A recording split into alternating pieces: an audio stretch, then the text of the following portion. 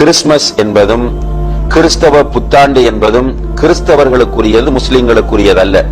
முஸ்லிம்களுடைய புத்தாண்டாகிய ஹிஜ்ரா ஆண்டையே நாம் கொண்டாடக்கூடாது என்றால், முஸ்லிம்களுடைய முதல் மாதமாகிய முஹர்ரம் மாதத்தை விழாவாக நாம் எடுக்கக்கூடாது என்றால், எப்படி நாம் இந்த பிறக்க போகிற ஆண்டை விழாவாக கொண்டாட முடியும் என்பதை நாம் சிந்திக்க வேண்டும்.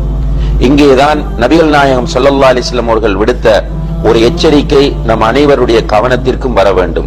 நபி ஸல்லல்லாஹு அலைஹி வஸல்லம் அவர்கள் சொன்னார்கள், மன் தஷப்பஹ பிகௌமின் ஃபஹுவ மின்ஹும். யார் ஒருவர் பிற சமூகங்களுக்கு ஒப்பாகிறாரோ அவரும் அவர்களை சார்ந்தவர் தான் என்று சொன்னார்கள். எனவே முஸ்லிம்களிடம் இது வருமாக இருந்தால் நிச்சயமாக அவர்களுடைய கலாச்சாரத்தை பின்பற்றிய குற்றத்திற்கு ஆளாகி விடுவார்கள்.